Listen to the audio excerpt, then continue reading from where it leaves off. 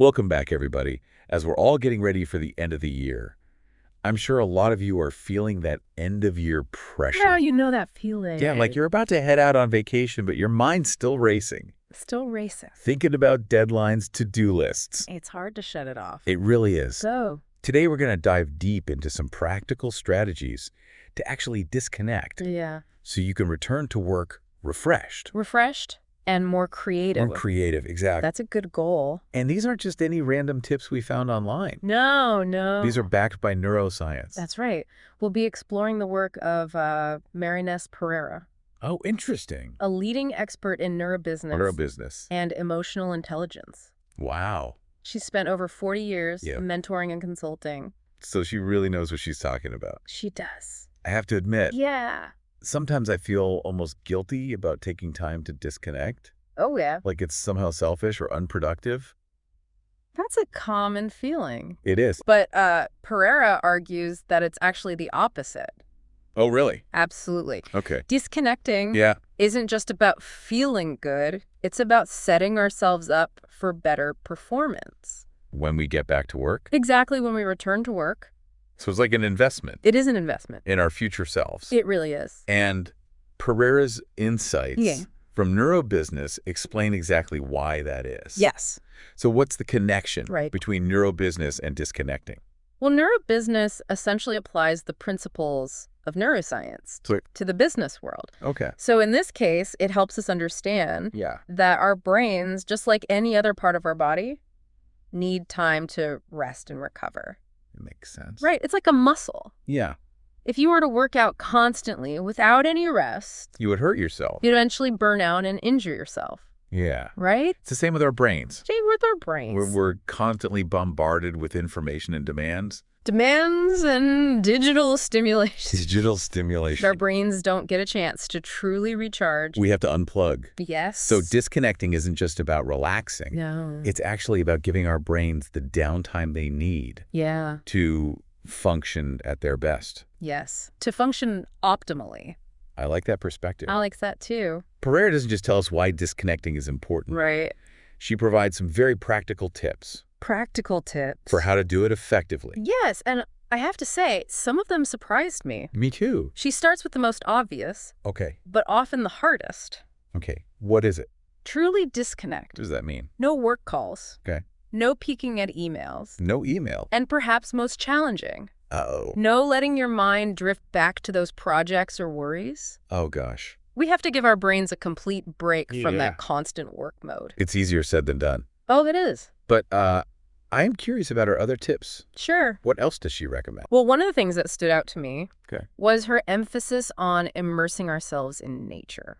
Oh, interesting. And she's not talking about a grand vacation. Okay. She says even a walk in a local park, spending time in your garden, Yeah. or just being surrounded by greenery Yeah. can have a profound impact On our brains. on our brains. Now, that's interesting. It is. Why would being in nature be so crucial for disconnecting, Yeah. especially from a neuroscience perspective? Well, there's actually a growing body of research showing that nature experiences have a direct impact on our brain activity. Wow. For one, they reduce levels of cortisol, Cortisol. which is the stress hormone Great. that can really hinder our creativity and focus. I can see how that would be a problem. Yeah. So it's not just about feeling relaxed in the moment. Yeah. It's about actually changing our brain chemistry Yes, to be less stressed and more receptive to new ideas. exactly. Okay. And it's not just about reducing cortisol. Studies have shown that nature experiences Yeah. activate specific areas of the brain Okay. associated with attention restoration and emotional regulation. It's like hitting a reset button for your mind. It is. That makes me want to book a cabin in the woods right now. I know, right? But I also know that not everyone has easy access to nature. That's true. What if you live in a city Right. or just don't have time for a big nature retreat? Well, Pereira understands that. Okay. And she emphasizes that even small doses of nature can make a difference. Like what?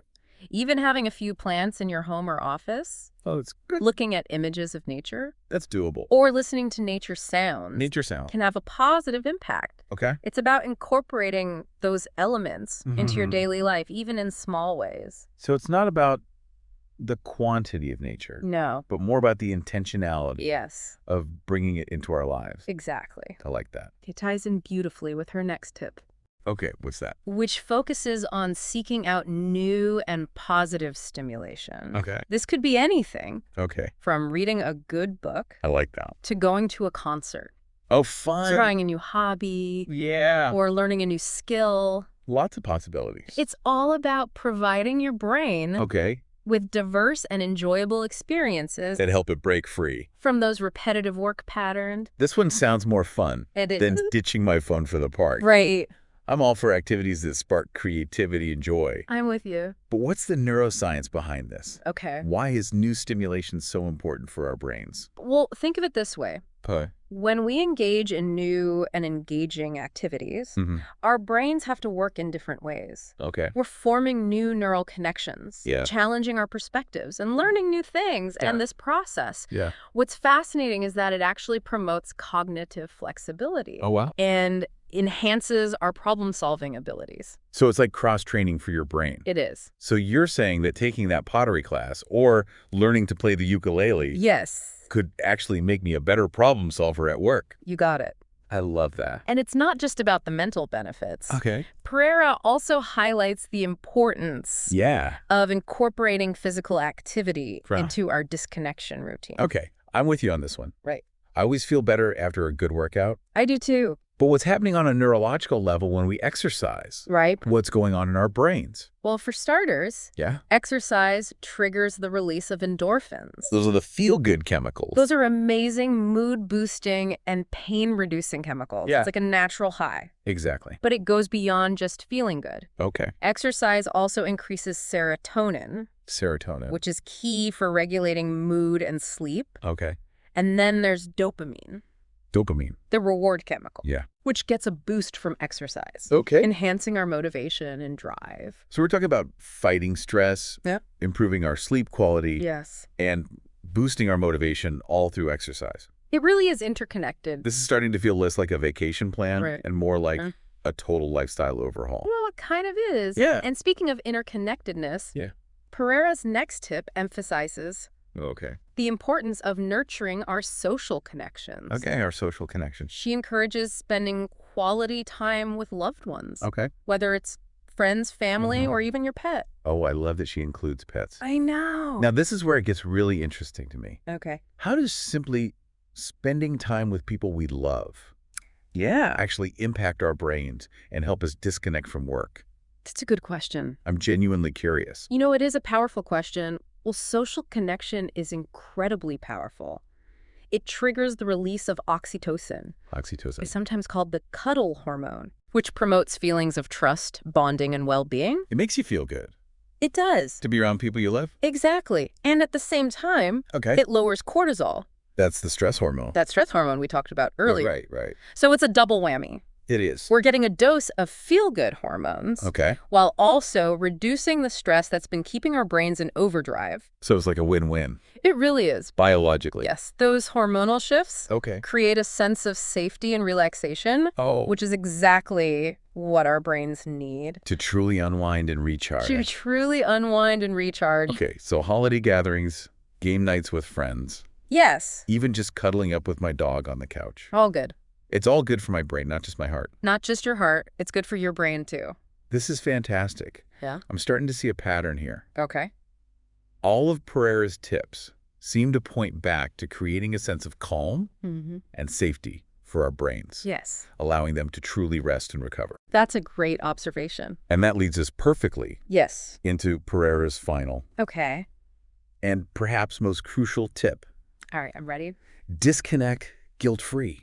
Ah, So many of us, myself included sometimes, yeah. feel this pressure to be productive all the time, Oh, to yeah. be constantly available, Double be on. always be on. It's exhausting. It really is. But Pereira reminds us Yeah. that rest is not a sign of weakness. Okay. It's actually an investment in our long-term success. I love that reframing. It's good, isn't it? It's not being lazy, it's being strategic. Exactly. But how do we actually overcome that guilt? Right. I know I personally struggle with it. Yeah. Especially when I feel like there's always more to do. Well, I think a lot of us relate to that feeling. Yeah. Pereira suggests that disconnecting is actually a way of showing self-respect and setting healthy boundaries.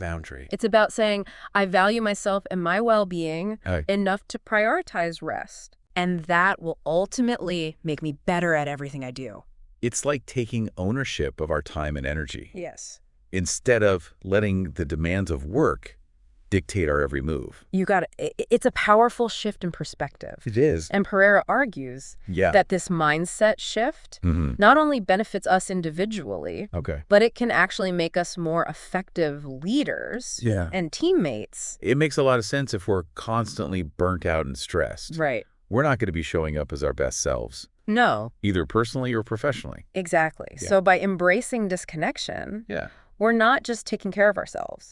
We're also investing in our relationships, our work, and our overall well-being. Our whole lives. Yes, it's a win-win for everyone involved. It sounds like Pereira has given us a lot to think about here. She has. I'm already starting to feel a shift. Oh, that's good. In my own mindset around disconnecting. That's great to hear. But I have to admit, it feels a bit daunting to think about breaking free from these ingrained habits and societal expectations. It's hard. Where do we even begin? Well, it's true. It can feel overwhelming at first.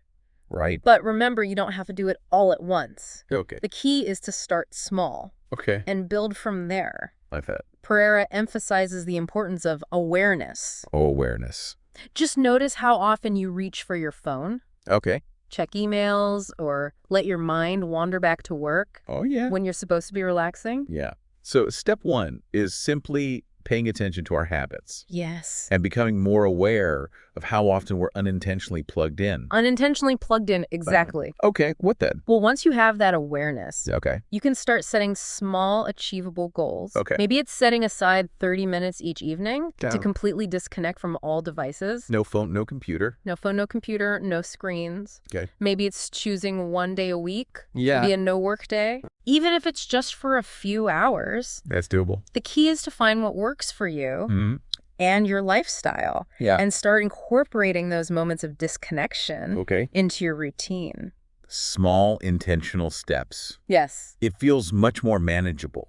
It does. Than trying to overhaul my entire life overnight. Exactly. It makes it less daunting to actually get started. And don't forget to celebrate those small wins. Oh, yeah. Each time you resist the urge to check your work email on vacation. Or choose a walk in the park over scrolling through social media. Acknowledge that effort. Give yourself a pat on the back. Exactly. It reinforces the positive behavior. And makes it more likely you'll stick with it. It's like we're training ourselves to disconnect. Yes. Just like we train our bodies at the gym. It is like training. We start with small, manageable steps and gradually build up our strength and endurance. I like that analogy. But what about those of us who have jobs that make it truly difficult to disconnect? What if we have to be available for emergencies? Yeah. Or we're constantly worried about falling behind? That's a valid concern. I imagine a lot of our listeners can relate to that feeling. I think so too. You're right. That's a very valid concern. And that's where setting clear boundaries becomes crucial. Boundaries. If you know you're going to need to be available for emergencies, communicate that up front. And set specific times for checking in. Okay, so like a window of time. Yes, like a window of time. Or create an out-of-office message. Yes. That clearly states when you'll be back. Right. And who to contact for urgent matters. Exactly. So it's about managing expectations. Yes. Both for yourself and the people you work with. Managing expectations is so important. So it's about creating a system that allows for disconnection while still ensuring that things run smoothly. Yes. And important matters are addressed. That's the goal. And it's also about recognizing that the world won't fall apart. If you take some time for yourself. It won't? Often that fear of falling behind is more perceived than real. I think you're right. That reminds me of Pereira's emphasis on disconnecting guilt-free. That all ties together. It's about trusting that rest and rejuvenation are actually essential. They are. For our productivity and effectiveness in the long run. Right. It's an investment. It is. It is encouraging to remember that we're not alone in this journey. We're not. There are so many people and organizations out there who are already embracing disconnection I know, it's really catching on. and reaping the benefits. Yeah. What are some real-world examples of this in action? Oh, there's some really good ones. I'd love to hear about companies or individuals who are really making this a priority. Well, one that comes to mind Okay. is a tech company. A tech company. And you know how demanding the tech world can be? Oh, I know. That implemented a no email after hours policy. Wow. Can you imagine? No email after hours. Employees are actually encouraged to not send or respond to emails outside of work hours. That's a game changer. It's about creating that clear boundary Yeah. between work life and personal time. Wow. I bet that policy was welcomed with open arms by the employees. It was. But did it impact their productivity in any way? Good question. I'm curious to know if it actually made a difference. Well, you might be surprised to hear Okay. that the company reported an increase in productivity Right. and employee satisfaction Wow. after implementing the policy. That's incredible. It turns out when people are well rested Yeah. and have clear boundaries between work and life, Yeah.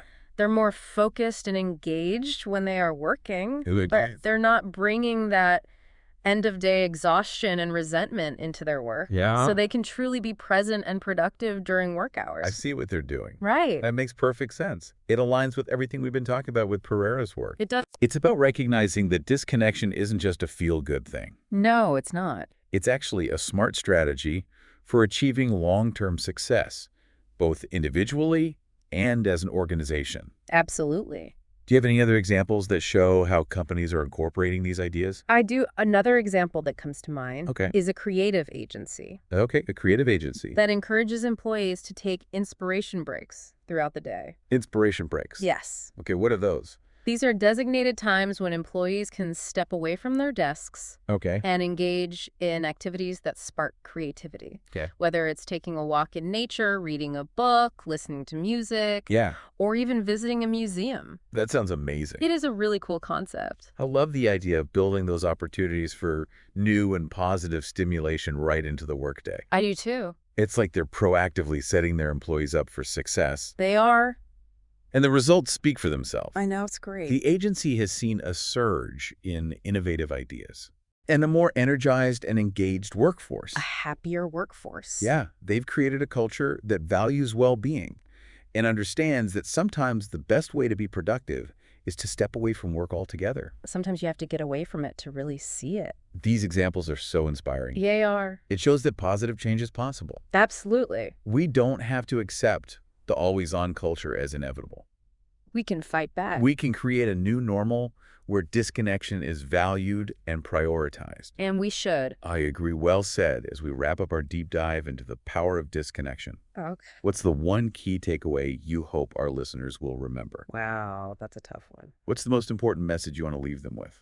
I think the most important thing to remember Okay. is that disconnection is not just about taking a vacation or setting boundaries. Okay. It's about cultivating a mindset that values rest and rejuvenation That's a great point. as essential components of a fulfilling and successful life. I love that perspective. It's about recognizing that our brains need downtime to function at their best, It makes sense. and that by prioritizing disconnection, Yeah. we're actually investing in our long-term well-being and productivity. Marynês Pereira's insights have given us so much to think about I think so too. and hopefully inspire some much-needed changes in our own lives. Me too. So as we leave you today, Okay. we have one final thought-provoking question to ponder. I like it. What one small step can you take today to start prioritizing your own disconnection and mental recharge? It's a good question. Think about it, commit to it, Yeah. and watch how it transforms your life, both personally and professionally. It will. Until next time, happy disconnecting.